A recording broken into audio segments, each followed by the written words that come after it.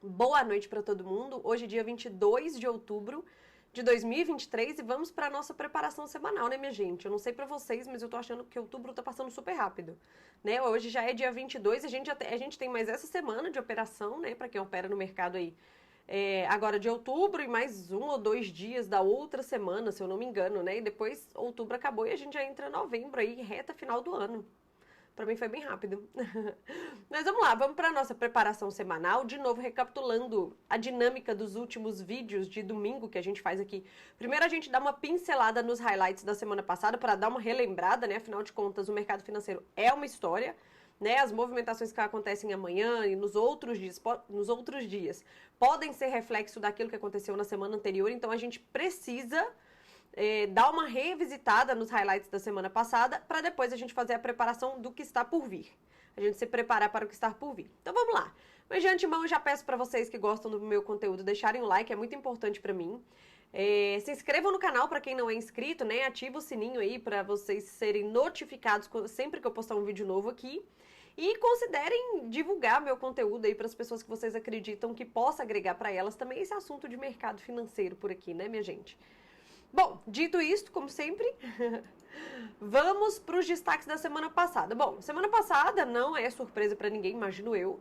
Bolsas no negativo, completamente negativas aqui, precificando aí principalmente esses riscos de escalada da guerra lá em Israel. Não somente isso, tá? Mas nós tivemos dados, indicadores fortes de atividade nos Estados Unidos, que nós vamos falar já já e tal. Mas assim, o grande foco foi de fato aí a questão da guerra de Israel, que no final das contas, principalmente nos períodos da tarde, assim, na semana passada, sempre tinha alguma notícia que trazia o perigo de uma escalada da guerra.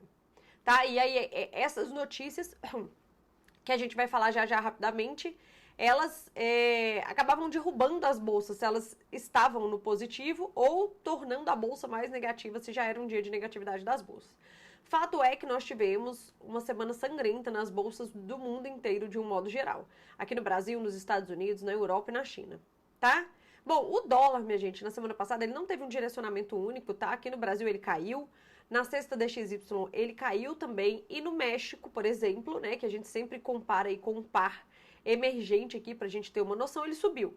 Então assim, nós não tivemos um direcionamento único no dólar aí, claro que por alguns dias houve precificação da guerra, por outros dias teve precificação de falas dovish de membros do Banco Central americano, enfim, foram drives diferentes ao longo dos dias aí, fora o drive do próprio país, né, que nós vamos falar sobre isso já já também. Bom, fato é que nós não tivemos um direcionamento único e tão claro como das bolsas, por exemplo, no dólar do mundo. Commodities relativamente estáveis na semana passada, tá? O minério de ferro ele cai um pouco e o petróleo ele sobe um pouco, mas perto do disparate do dólar que nós tivemos na semana retrasada, né? Isso aqui é praticamente uma estabilidade. Na verdade, quem segurou o petróleo, né?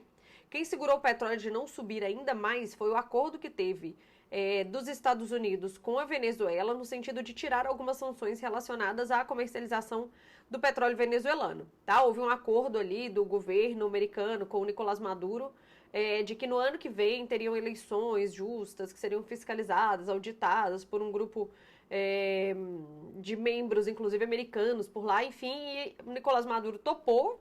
E aí, a partir disto, sanções foram retiradas relacionadas ao petróleo venezuelano. Isso faz preço no petróleo, tá? Ele chega a negativar alguns dias, porém, com os riscos de escalada da guerra, ele devolve parte dessas quedas e acaba fechando no positivo. Mas se não fosse isso, era para o petróleo estar provavelmente bem mais positivo do que o que a gente está vendo aqui na semana passada, tá?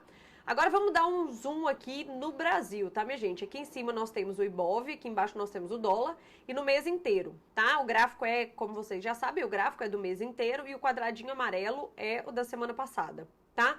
Então, como a gente pode ver, em relação ao mês, a gente tá com o nosso Ibov em queda, né? Ele abriu aqui, o Ibov abriu aqui, agora ele tá aqui, então assim, nós temos o Ibov em queda durante o mês. E se a gente olhar o dólar, minha gente, dado tudo o que aconteceu na semana passada, o dólar se comportou até que relativamente bem, né? Ele tem sua volatilidade diária, ok, mas ele trabalha dentro de um range ali bem determinado, né? Bem estabelecido ali na semana passada e a patamares da abertura do mês, ó. Se a gente olhar aqui, né, na bolinha azul aqui, ele está bem próximo aí da onde ele trabalhou bem no primeiro dia do mês e no fechamento do mês anterior, ok? Bom, mas vamos lá, vamos entender especificamente agora o que aconteceu na semana passada. Aqui, a retirada das sanções pelos Estados Unidos do petróleo venezuelano, eu já comentei com vocês, tá?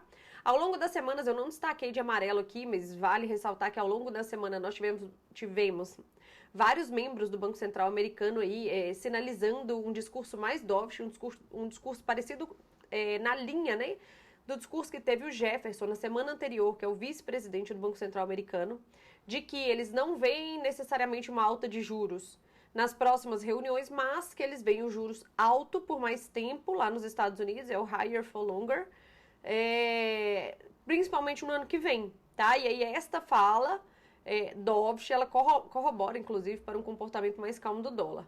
Bom, e o IBCBR que nós vamos falar assim que a gente chegar na sexta-feira, tá? Que foi o indicador que saiu na sexta-feira e eu vou comentar melhor com vocês.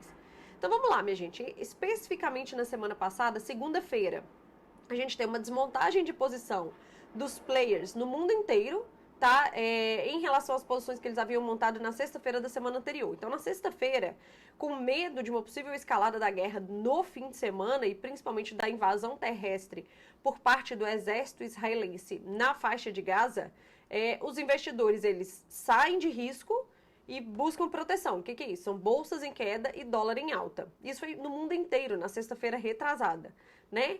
Quando chega na segunda-feira que não houve essa invasão terrestre e não houve uma escalada da guerra, os players desfazem dessa proteção, dessa posição de proteção, e aí nós temos bolsas no positivo e dólar no negativo, na segunda-feira, tá? Vale lembrar também que na segunda-feira, no Boletim Focus, que foi divulgado, o mercado, pela primeira vez, vê o IPCA ainda este ano dentro da banda da nossa meta. Então, assim, nós temos uma meta de 3% da nossa inflação, né? E o Banco Central brasileiro, ele estabelece um range em que a nossa inflação estaria dentro da meta se ela fica dentro desse range. Inclusive, no modelo antigo, o presidente do Banco Central brasileiro não precisaria fazer uma carta se explicando para o governo por que ele não cumpriu a meta desde que ele estivesse dentro dessa banda, né? E pela primeira vez, o mercado ele enxerga que essa banda é de 1,5, tá? Para cima ou para baixo. Então, pela primeira vez, o mercado vê a possibilidade da inflação daqui do Brasil estar dentro dessa banda ainda este ano, tá? Então, isso é uma boa notícia também, que corrobora com a positividade da Bolsa, ok? Bom, na terça-feira, minha gente, a gente teve principalmente aí, vamos lá, de manhã a gente começa, não pus na ordem aqui cronológica, mas vamos lá. Primeiro a gente tem dados fortes nos Estados Unidos, né? Saíram de atividade, né? Saíram vendas no varejo de produção industrial e vieram principalmente vendas no varejo, veio bem mais forte do que o mercado esperava. E aí surge aquela cautela se esses dados de atividade fortes são ou não inflacionários. De qualquer forma, essa notícia traz preocupação em relação à inflação americana e aí uma possível nova alta de juros ou o higher for longer, que é o que o pessoal tem comentado para o ano que vem, para os juros dos Estados Unidos no ano que vem, enfim. Fato é que isso daqui, os mercados já não estão tão animados assim e tão positivos assim, principalmente por conta dessa cautela em relação à guerra. Ainda vem indicadores dos Estados Unidos de atividade mostrando força, e isso pode ser inflacionário, acaba tirando mais ainda os ânimos das bolsas, tá? Quando foi à tarde, minha gente, na terça-feira, a gente teve aquela bomba que acabou estourando aí no estacionamento de um hospital na faixa de Gaza. Não sei se vocês se recordam. E aí, muita gente... E aí, enfim, houve toda uma confusão em relação a quem foi o autor, de fato, daquela bomba. Se foi uma bomba falha, se foi proposital, se foi, enfim. E toda aquela confusão trouxe uma preocupação de uma escalada da guerra, tá? E isso ajuda a derrubar as bolsas também na terça-feira. Além disso, também, os Estados Unidos, que já está com uma dívida muito alta, trazendo preocupação para os mercados do mundo inteiro. O presidente Biden, ele vai ao Congresso americano pedir um novo financiamento de 100 bilhões de dólares para ajudar militarmente aí na guerra, tanto da Ucrânia, que não acabou, né, minha gente? E agora com essa nova frente em Israel, tá? Então, assim, para os Estados Unidos, que já está trazendo uma preocupação grande em relação à sua dívida, mais 100 bi para esse investimento nas frentes de guerra da Ucrânia e de Israel traz uma nova preocupação em relação ao fiscal americano, tá? Então, por esses fatores, nós tivemos uma terça-feira bem sangrenta nas bolsas do mundo inteiro. Quarta-feira, minha gente, a gente tem de novo aí bolsas no negativo. Alguns fatores que nós tivemos na terça-feira foi o seguinte, na quarta-feira, perdão, foi o seguinte. Na terça-feira à noite saiu o relatório operacional da Vale e o mercado se decepcionou com esse relatório, então isso fez com que a Vale caísse bastante na quarta-feira, tá? Na terça-feira à noite também, na véspera desse pregão, nós tivemos uma bateria de indicadores sendo divulgados lá na China. Eles vieram até melhores do que o esperado, mas não foi nada que trouxesse um ânimo em relação à economia chinesa, tá? Inclusive as bolsas acabaram fechando negativas por lá também. E no período da tarde, minha gente, dessa quarta-feira, nós tivemos lá nos Estados Unidos o leilão dos títulos de 20 anos por lá, que foi fraco novamente, né? Já é o terceiro leilão mais fraco que a gente assiste lá. Eu até mostrei para vocês no vídeo de quinta-feira, né? Que na quarta-feira eu fiquei sem internet. No vídeo de quinta-feira, o quão maior foi o prêmio que o mercado pediu em relação ao último leilão, né? Foi algo bem fora, assim, né? Bem fora do normal. E isso também provocou a queda das bolsas na quarta-feira. Por fim, na quarta também nós tivemos o livro bege nos Estados Unidos, que acabou mostrando que, de um modo geral, os distritos eles não têm percebido um desaquecimento da sua atividade. Eles percebem que meio que nada mudou, assim, não tem mudado. Eles não têm percebido mudança de desaquecimento da economia americana para o controle da inflação. Então foi a cereja do bolo aí para que as bolsas fechassem no negativo na quarta-feira, ok?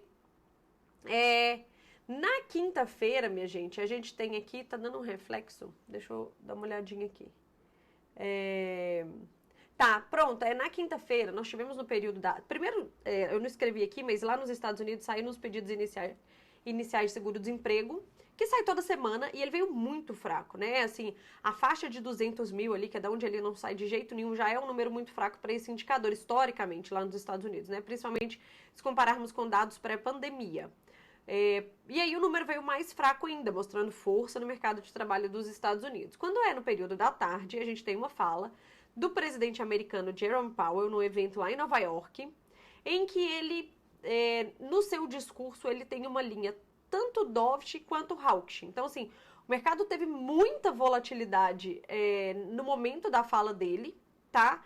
Mas, no final das contas, o que foi fechar o dia, assim, o que determinou, né, o fechamento das bolsas dos Estados Unidos, e não só dos Estados Unidos, é do Brasil aqui, como vocês podem ver, foi a possível escalada da guerra de novo, tá?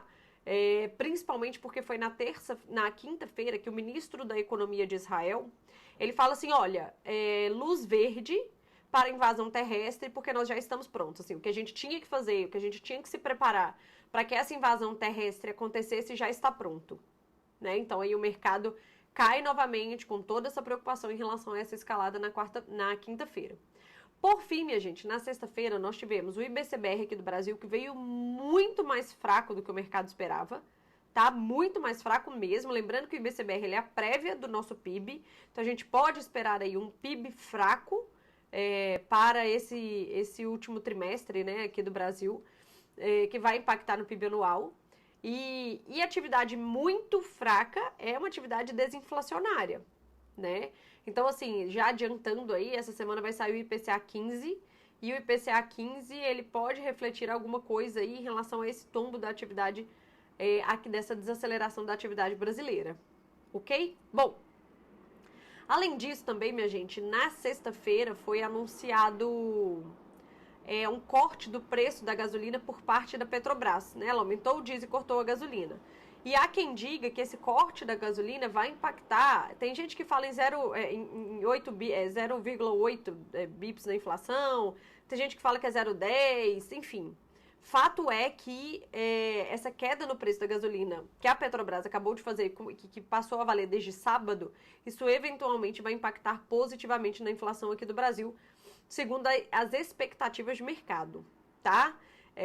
Bom, por fim, esse desânimo aqui, principalmente com a atividade brasileira, fez com que a nossa bolsa tivesse mais um dia de queda, né? E não somente isto, mas nós tivemos vencimento de opções aqui no Brasil. E acaba que se torna um dia mais técnico, de movimentações mais técnicas, assim, até o volume de negociação é bem maior, porque temos aí obrigações a serem executadas, né, durante o dia nas ações que listam o nosso Ibov. Então é claro que isso provoca uma movimentação sim na nossa bolsa e tem vencimento de opções também nos Estados Unidos, ok? Então, dito isto, resumão da semana feito, nós tivemos o nosso Ibov fechando em 113 mil pontos, caiu bastante, né? E o nosso dólar aí cotado a 5,03, ok? Bom, vamos então agora ver o que está por vir nessa semana, tá? Bom, começando na segunda-feira, nós não temos nenhum indicador muito relevante que possa fazer preço no nosso mercado. Nós vamos ter basicamente o boletim Focus aqui saindo na segunda-feira, ok? Na terça-feira vai ter o CPI do Japão. O CPI, a inflação do Japão, ela tem sido acompanhada principalmente na expectativa de uma possível mudança na estratégia de política monetária do Japão. Eu já comentei isso aqui com vocês em outros momentos, que pode vir a acontecer no ano que vem. Então a gente precisa acompanhar a inflação do Japão, porque se o Banco Central japonês muda sua estratégia de política monetária, que hoje ela é ultra relaxada, né, e passa a subir os juros por lá, por exemplo, vai ter uma reprecificação dos ativos não só lá, como no mundo.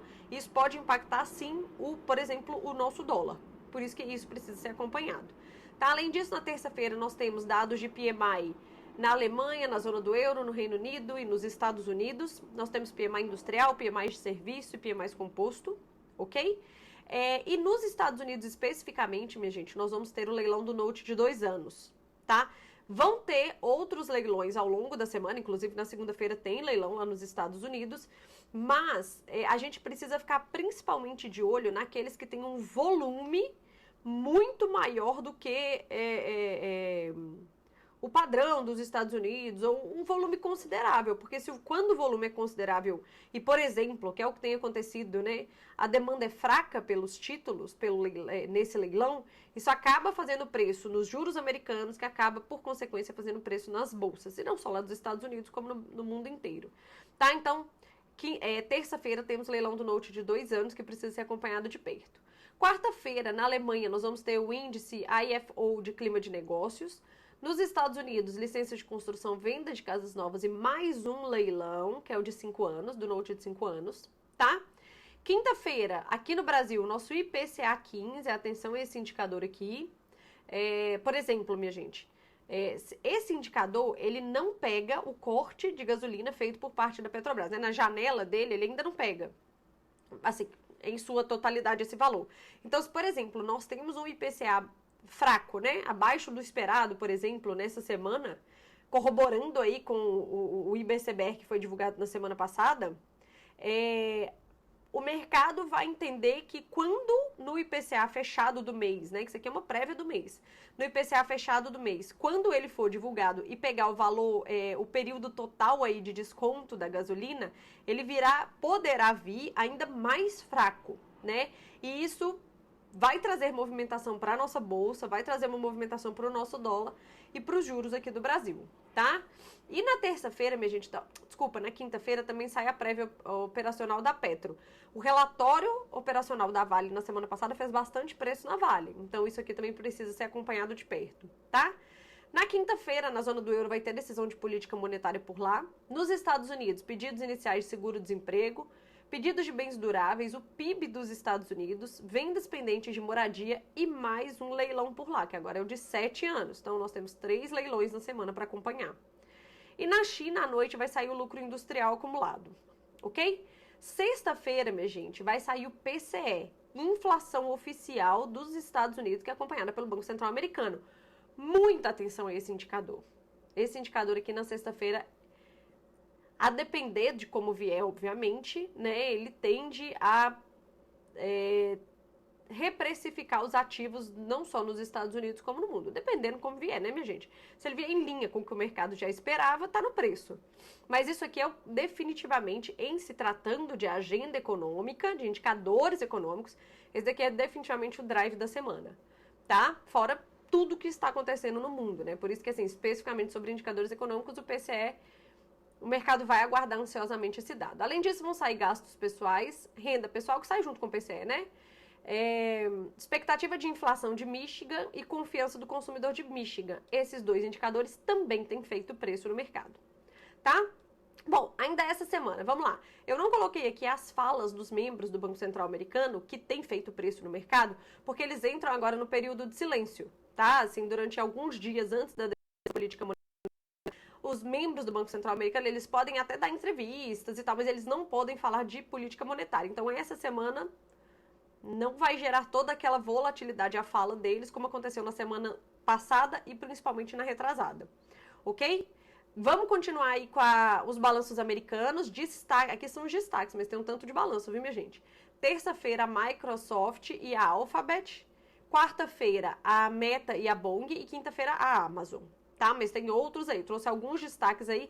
São empresas aí de tech, né? Principalmente relacionadas, listadas na Nasdaq, que tem sua parcela aí dentro do S&P. Então, precisa ser acompanhado isso daqui.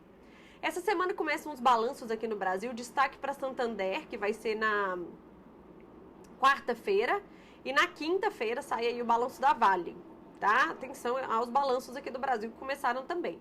E por fim, obviamente, né, vamos seguir acompanhando aí a questão da votação dos fundos exclusivos e offshore. Lá em Brasília, que existe uma expectativa aí que seja no dia 24, mas ainda não existe consenso sobre o texto. Então, vamos acompanhar isso de perto. E fora isso aqui, né, minha gente, que eu escrevi para vocês, obviamente, todos os highlights relacionados à guerra de Israel e sua possível escalada, tá? A grande expectativa do mercado, né, vai ser em relação a que pode fazer preço, vai ser principalmente em relação à invasão terrestre por lá, caso ela de fato aconteça. Tá tendo uma pressão internacional para que ela não aconteça, espero que não, né, até pelas pessoas todas envolvidas nisso que estão lá. Mas para quem opera no mercado, isso precisa ser acompanhado de perto, ok? Bom, deixa eu voltar para a tela cheia. Acho que é isso, né? Então, desejo uma boa semana para vocês. Espero que vocês façam a parte de vocês aí em relação à preparação, principalmente para quem opera. É muito importante essa preparação semanal. Entendam aí quais são os dias de provável maior volatilidade e de maiores oportunidades e se organizem para isso. E, obviamente, minha gente, à medida que vocês criarem cenários em relação a esses indicadores, por exemplo, eu opero dólar, né? Se o PCE vier muito acima do esperado, como que eu acho que vai ser o comportamento do dólar e como que eu posso tirar proveito disso, por exemplo. Mas ainda assim, na medida em que vocês criarem cenários para vocês em relação a esses indicadores e como operá-los, aguardem a movimentação do mercado. Eu tenho falado isso com algumas pessoas, porque a pessoa fica com o viés de que se o IPCA 15 vier muito fraco, então eu compro dólar. E aí o dólar cai na hora e a pessoa acaba perdendo dinheiro ali, porque ela precisa entender que, além de criar os seus cenários, né, do que pode acontecer, você precisa ver a movimentação do mercado e ir junto, né? Não é a gente que faz a movimentação do mercado, a gente só acompanha e tira algum proveito disso, certo? Então, responsabilidade nesse aspecto. Então é isso. Boa semana para todo mundo, bom restinho de domingo e vejo vocês no vídeo de amanhã, né? Beijo!